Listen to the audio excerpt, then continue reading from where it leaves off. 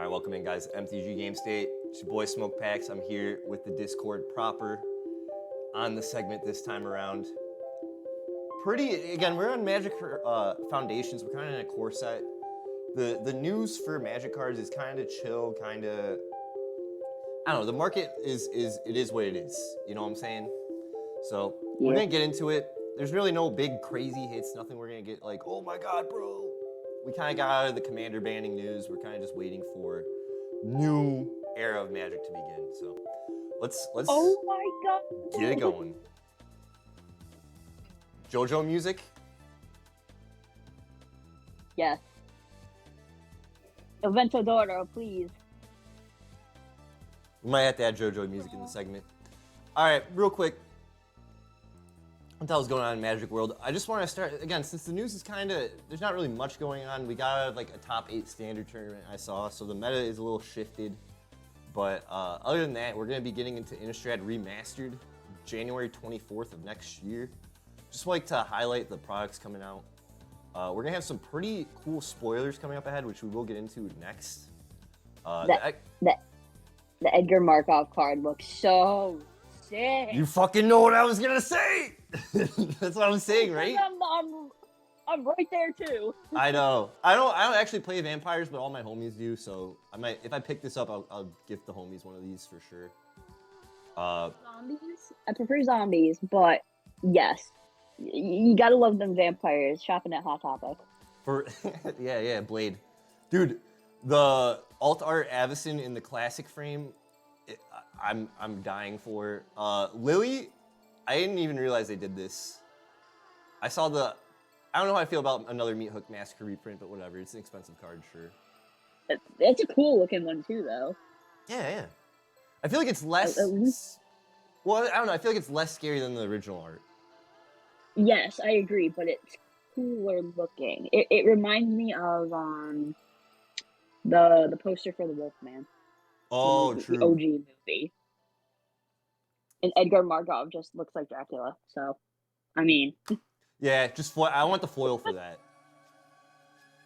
Yes. So we will have Innistrad Remastered collectors boosters and play boosters. I don't think they're going to do a jumpstart or anything, but this is just taking every single Innistrad set, do your own research. I'm not going to tell you. You need to figure it out yourself. What the hell Innistrad is, the plane is, who Liliana is, why everyone's obsessed with her. The whole deal. This is, again, all the cards in this set are going to be fan favorites from no matter what era of Innistrad. If it was the Innistrad era of the last recent sets, you're like, oh, I hate that set. Or you're like, oh, I love that set. It's all going to be there as well. So why not, real quick, get into some spoilers. We try to look at the spoilers on this show every now and then. I can't read.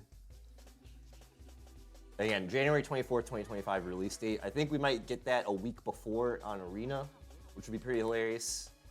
But again, some of your favorite characters and cards getting the cool reprint art treatment, or alt art treatment, I should say, as I talk over myself. Mausoleum Wanderer was a card that, again, that changed the game in Standard at the time in the return to Innistrad when I started playing. Same with the Flip Archangel Avacyn. Snapcaster Mage, again, a legendary card featuring, and we've talked about when you can get featured on a Magic card just like this gentleman here did, you are legendary, you're cementing your legend in the card board themselves.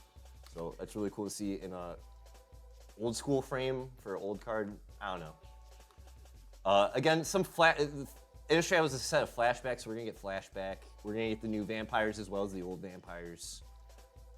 Meat Hook Massacre. Oh, we're getting Meat Hook Massacre in the new frame, in the old frame, and in the poster art. I think that's like 5 printings of Meat Hook Massacre already, and I don't think it's going to affect its price at all anytime soon. That's funny to me. Liliana Veil, we already looked over. Oh, looks like we will get a battle. Triskai Decaphobia, classic card. At the beginning of your upkeep, choose one. Each player with exactly 13 life loses the game, and each player gains 1 life. Each player with exactly 13 life loses the game, then each player loses a life. So that's pretty funny. I've seen this card actually end people's lives on that second ability. You'd be surprised. So, a card I actually really like is Young Wolf. I know it's just a cheap green Undying 1/1, whatever, but I just like the extended frame. I think it's really beautiful. Any cards you guys are excited for from this set? I know we already went over Edgar Markov. Definitely the meat hook on the special frame. Yeah? That looks awesome. Yeah. Yeah, that's what Andy was going I think I for, just too. ordered 2 meat hook Massacre 2s. What was that? I think I just ordered 2 Meat Hook Massacre 2. Ooh. Just to try it out in some decks. That's a card. The original Meat Hook Massacre and the second one are cards I won't buy just because they're kind of pretty expensive. But if we could pull them, oh my god, that would be legendary. How far into the year products are we going to be talking tonight? Because I got some thoughts on some of these products. Well, I mean, we could go as far as we want on the stuff. I just was looking in spoilers. Oh my god. Yo, Yo. so sick. Bruh. Yeah, that would have to go to in Innistrad, wouldn't it?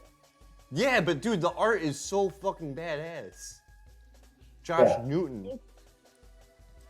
Reminiscent of the Dustborn stuff, and it's so perfect too, because it's like kind of on theme with Dustborn still, even though it's Innistrad. Innistrad and Dustborn are very on theme with each other. Yeah, the fall, winter, Halloween, cold sets, I guess we'd say. Yeah. Yeah. Magic Online promo is a extended Meat Hook Massacre, which I own in real life in foil. Anyways, I digress. So yeah, I think the things for me I'm excited for, Huntsmaster of the Fells, just seeing some of the OG werewolves. I like that. Spell Queller was a card changed up, returned to Innistrad Standard. It was really hard to deal with. I think when it enters a battlefield with mana value 4 or less, exile target spell. Or sorry, when it enters, exile target spell with mana value 4 or less. And then when this leaves the battlefield, the exile card returns to the player can cast the exile card without paying its mana cost. Talking all over myself, my bad. But I just have a lot of memories with the second Innistrad because I wasn't around for the first one. And we were all there for the third one. Meat Hook Massacre is really all we really remember. So that's really it. Anything you wanted to talk about, Andy? You said you wanted to talk about a little bit ahead of spoilers, or? That SpongeBob secret layer that is coming out, I am all about that. Oh, yeah, I am too, 100%. But did you know about the Cowboy Bebop prints? A couple of them. They've been prize cards for Friday Night Magic a couple of times at my local shop. Okay. So I've seen some of them. If they put out an entire just an entire set of Cowboy Bebop cards, that would be amazing. But yeah, no, SpongeBob. I don't know how Hida feels about secret layers, or I don't think he's easy come, easy go on Magic. But SpongeBob, I know. Yeah, that's what I'm saying. I'm not gonna put words in the man's mouth. He's the legend himself. He could speak. Okay, we're gonna move on to the market watch portion, guys. I have some pretty cool cards this time around. Again, we're kind of going on theme for. I don't know, I look for certain special cards, like if they have dual modal abilities, if they have special premium printings or stuff like that. On today's Market Watch, we got Zombify, and again, this is a Magic Players Rewards card. We talked about this last time with, I think, was it Fire Blast? Forget the name of the card. They all come and go, but you're gonna have to watch the episode. I'll link it right there. This is just a 4-drop sorcery, 3 and a black. Return target creature card from your graveyard to the battlefield. The finance on this market was $2.12, but now we're seeing average listing go up to $20. I really think that's respectable. I think it is respectable for a Magic Player Rewards old school full frame.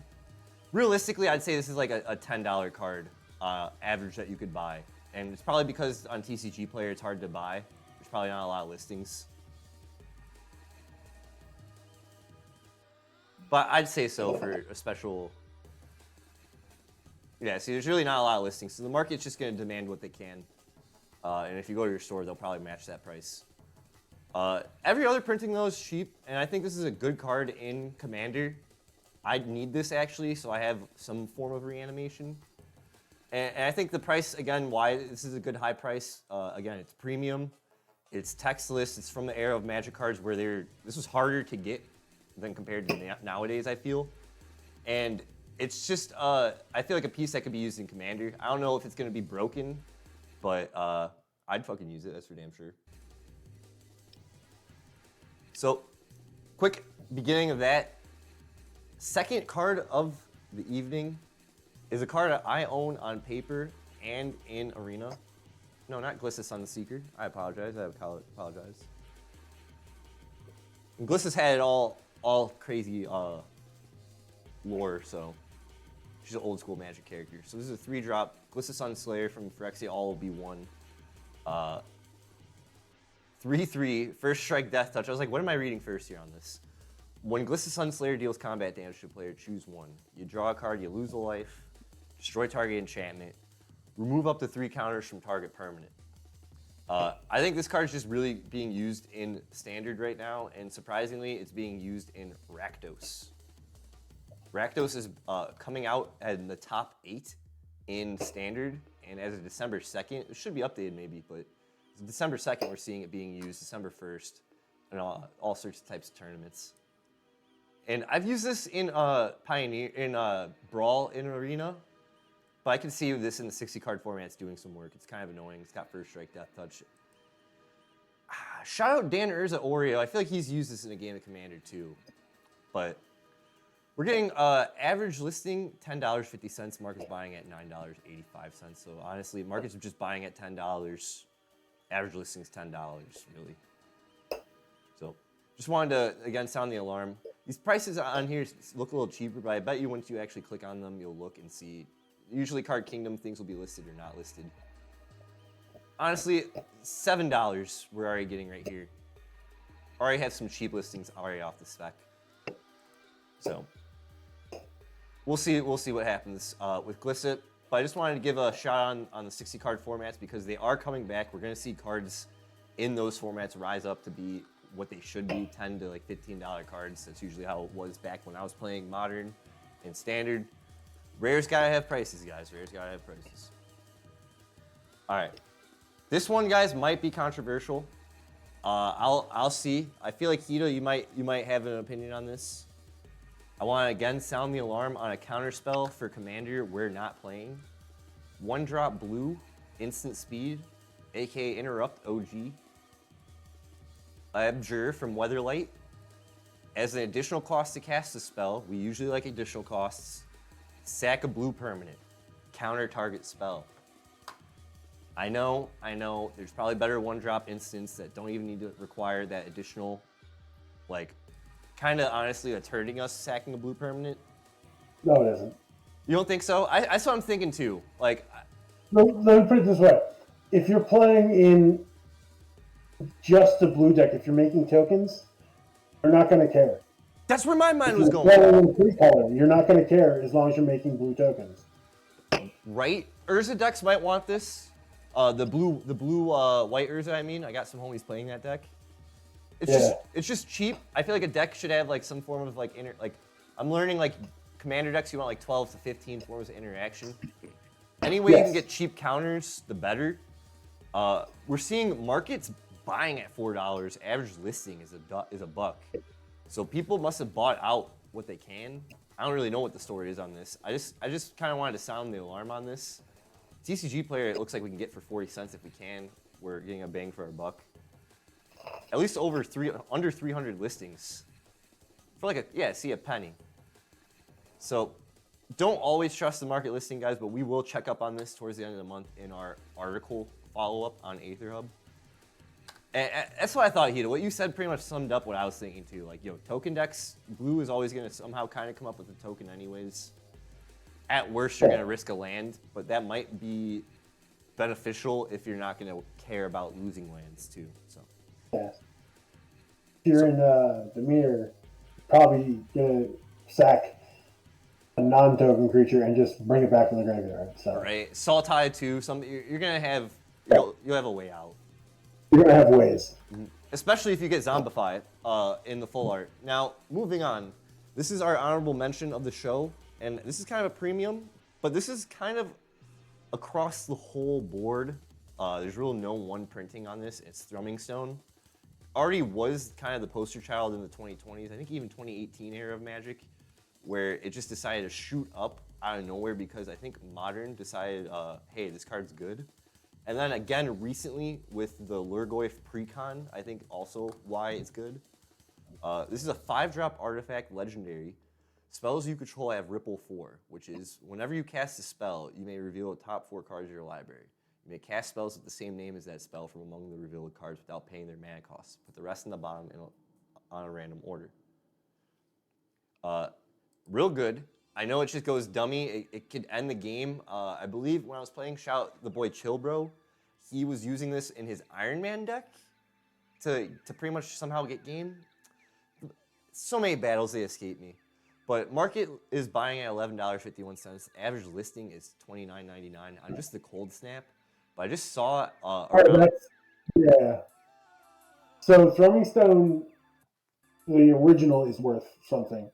The new reprints that came out in the last like year and a half, they're $10 maybe.